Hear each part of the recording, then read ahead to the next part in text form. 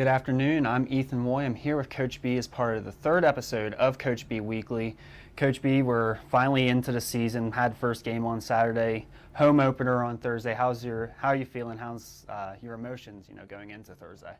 Well, there's so much anticipation for the first contest. So, you have a lot of preparation. You go through the whole off season, preseason, and then when you get into full-time practice and you go into full go mode, there's so much, anticipation for this first contest. And we had a big challenge, we had to go out there to East Lansing and take on a team that returns a lot of returners, and they're very tough. They play a very hard style of basketball, very physical, and feeling like we have a lot to do still, but we're looking to get better every day, and we're looking to go brick by brick here. All right. Well, we'll start with Saturday, and we'll start by talking a little bit about the freshmen. First off, I want to talk about Hanaka Ikematsu. She became the first freshman in program history since 2014 to, start a season opener as a rookie. Last one was Megan Smith, one of your seniors. What went into the decision of starting her, and how would you evaluate her performance? Well, we lost a senior class that, with Janae and Anna Nikki and, Rebecca, we lost three guards, and, Janae being a true point, Anna Nikki being a 1 and 2, and she did both. Obviously, when Janae went down, you saw how Anna Nikki was able to go to the point as well. So we had the depth there that we had, but we lost both of those due to graduation, and unfortunately, that's part of life in the college basketball. But with losing them, it was going to be someone that had to step up at a young age and be able to take on that role because of the depth of what our team is built upon. And every day in practice, the things that we work on and the style of play that we're looking to have, and someone's going to have to emerge. And Hanaka at that time was the one that needed to be out there and to lead the team early on and go out there and start. And Nina needed to be able to come off the bench and contribute in that role. So it just went into the daily practice and what we're doing right now, and getting us into our offense and defensively doing the things. That's what we're working towards with her right now, and she to take on a role as a freshman that everyone wants. Yeah. But then when you get in there, there's a lot of accountability involved in it. Yeah, and then say a role that everyone wants, and then you're facing Michigan State there. Speaking of freshmen, again, I want to continue with the freshman theme for a little bit here. Megan Callahan, she came off the bench, scored team-high 14 points in her debut. You mentioned to me beforehand that she was going through a little bit of an ankle issue by rolling it on Friday. So how would you put into words just how impressive her performance was, especially with the limitations with her ankle? Well, the ankle was the biggest thing to me. You come in, you hit shots, and you play with a good pace and all that. That's great, and we're going to talk about those great things. And those things were great for the team to get out there and have her play with such a great pace at an early on in her career. Being a freshman and a rookie out there for the first time, really going out there with the confidence to do that. But that was all because of a mindset. A mindset of on Friday, she rolls her ankle, it swells up. We're thinking the worst, it's like, well, what happened? It could be really bad. And then we come back down to it and say, hey, keep our faith. She's going to be fine. She's going to get through this. And, I give a lot of credit to our trainer, Nick Thomas, who did a great job of working with her and getting her back. And I give a lot of credit to Megan Callahan for, Callie could have, really, got soft in that moment, but she stayed tough and she really wanted to be back. And that kind of mindset is really important. I think that had a lot to do with how she performed. She went out there and she wasn't looking for, to focus on anything but what her job was, is to go out there and play with 100% passion and do everything she can do and just be there for the team. And that was I was most proud of, whether the shots went in or not, her willingness to want to be out there and want to be back. It was great to see. I mean, it was a one-day turnaround to come back from something that looked so, tough to have her back. We were thinking it could be as long as a month. Right. And she's back in a day.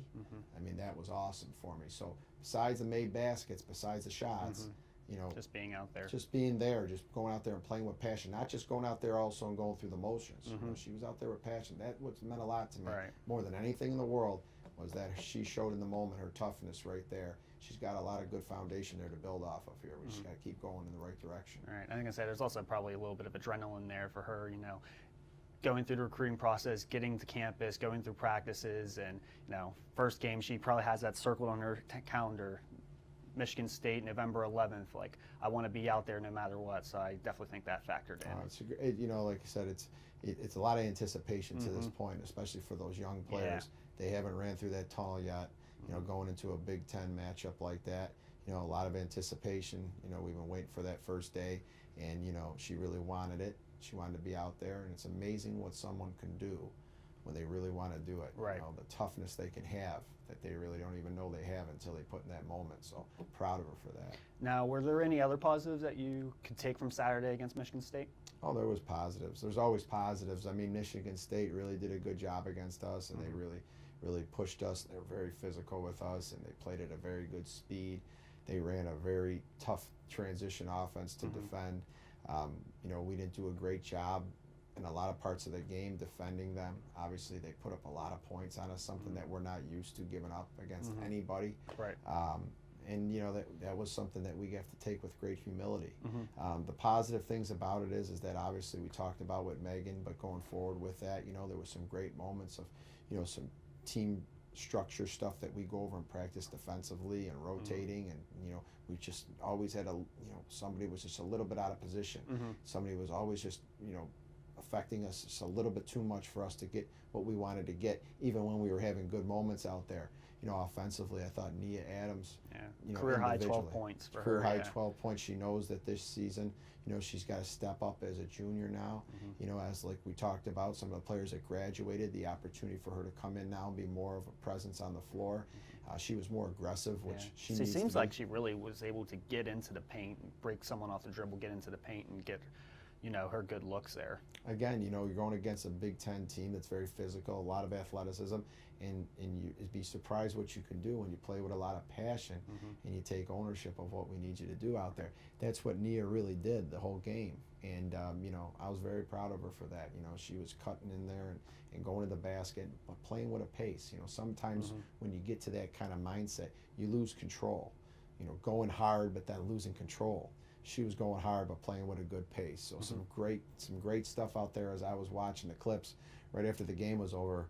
You see me, I'm out there right after the game's over. I'm there with the clips and I'm watching, and right away I'm seeing the positives and things like that.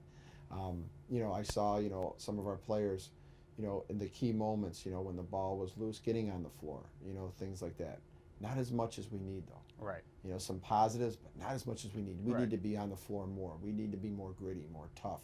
We need to take more charges. Megan got her charge, but we needed more of those. We had more opportunities to take those. Yeah. And so those are the moments we have to get better. I see like a little hesitation here and there, and that's what we got to work on now. There's no hesitation. We know where we're supposed to be. We know how we're supposed to rotate. We know what we're supposed to be doing. That's important to our defense, really being a tough defense, and we have to make sure we do a better job of that.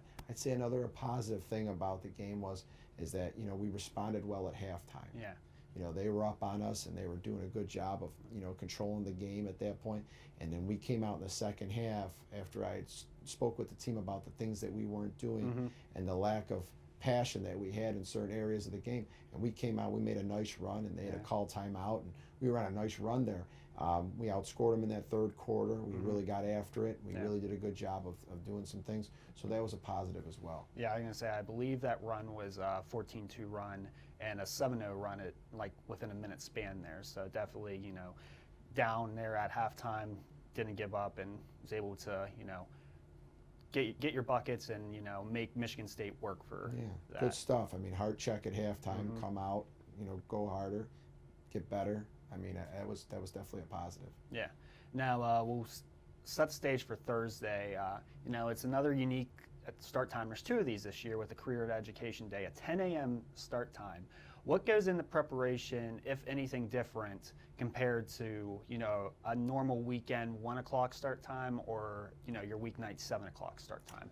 Well, you got to maybe get to bed a little bit earlier, because you're going to be playing earlier, so you don't have that same routine. You got to make sure you give yourself enough time in the morning to stay within a routine of your pregame ritual as far as you being on the court at a certain time and warming up the same way you do and stretching. So you got to get up a little earlier, so you're going to have to go to bed a little bit earlier because you want to get that same amount of time sleeping. So that's something you have to be adjusted to.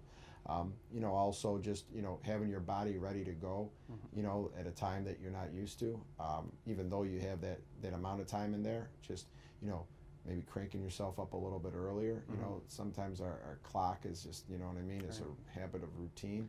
So, you know, things that we have to adjust to is just making sure we plan the best to adjust to the time that goes earlier, going to bed earlier, getting up earlier, starting our routine with a healthy amount of time in there. And, you know, just obviously, you know, you don't have that shoot around and that opportunity at all. Right. You know, you're just getting up and you're going. Yep. So you just have to be ready to get out on the court early and get your shots up and get into things, because you're not able to do as much before tip off. So there's a lot of adjustments that you have to make. And, you know, a lot of times we know these adjustments, but you have to be, you know, responsible enough to do them. Yeah, and I mentioned that it is a career and education day. That's why it's a 10 a.m. tip. There's two of these this year. You know, we're going to have, according to Marty Galosi, about 400, 500 elementary school kids here on Thursday. You know, what does it mean to the program and to, like, you as coaching staff, to the players, to, you know, be able to perform in front of these kids and, you know, kind of give them like role models that they can look up to, you guys? It's crazy, because I was just talking to one of our players this morning. I was at a little meeting, and I talked about remembering when I was in elementary school. Not even talking about this game as far as the game. We were just talking about memories that we had growing up. And I was talking about how I remember being on the bus, going to school, and how it was. And I remember, you know, going on field trips and how that felt as a special day. And it's just coincidental we were talking about that. Now we have this game coming up. You know, those kids are going to remember coming to this game. You know, and maybe, you know, it might inspire somebody to, you know, to want to take up basketball and want to strive for, you know, being a Division I athlete and getting a scholarship. And, you know, they're going to be here and they're going to be learning some things about college and education. That's really the educational part of this game. And they're also going to see student athletes at the Division I level, you know, play at this level, but also know that they're going to school as well. Yep. So this is something that's a great opportunity in this country, is that you can get your education paid for by earning yourself a scholarship about being out here. It's great to see those kids embrace that and be able to, you know, get in here also and be a kid and scream and cheer for us and to really have a day that, you know, normally you'd be in the classroom going through what you go through every day, your grind of you know, learning and growing up as they do in the classroom every day. Now they have a day that they can come in here and support us and scream and also find a way to make them understand that this is all done through education. So I'm really happy about these days. I think kids being involved in sports is so important for them. It's something that should be presented to them, and if they find a liking in it, there's so much joy going forward with that. And what we got going on out here, there's so much joy in what we're doing to be able to earn a scholarship and get an education that's going to last us forever. That's what they have to understand, what that day is. Yeah.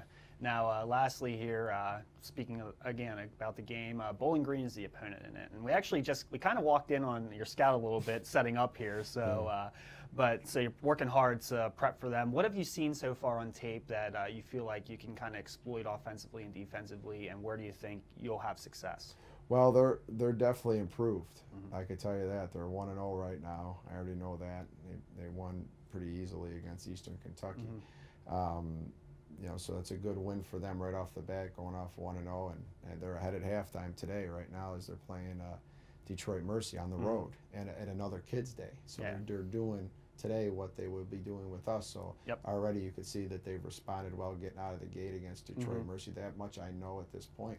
They're playing very fast. You know, they're getting up and down.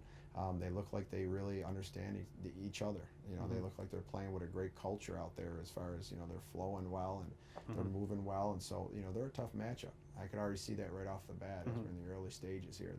They're a tough matchup. They look like they really have some chemistry going on there, and that, you know, they have some freshmen that are contributing early on for them right there that are looking much older than freshmen on the floor. So, you know, we definitely have to make sure that these adjustments are made.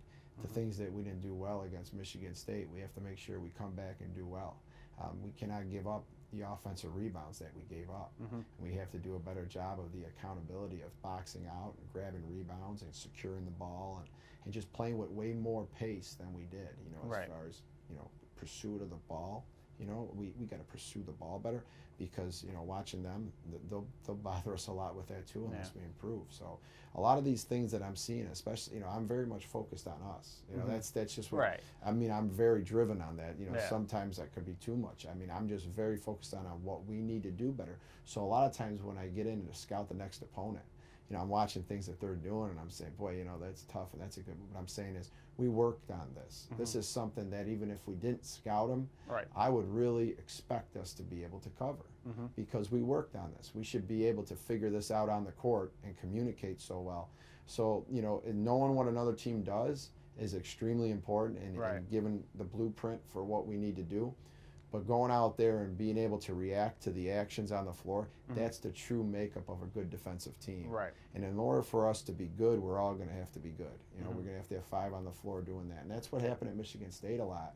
And I can see right away with looking at Bowling Green that if we have those kind of lapses again, like I'm talking about how they play so well with that continuity with each other, they seem to really understand what to do when they read and react. And if we don't come out there and give a better effort defensively, you know, they're going to be a very tough opponent for us. So I'm looking forward to these next couple of days, just really getting after it and getting better at what we've been doing, and just going into this game, you know, with the corrections that needed to be.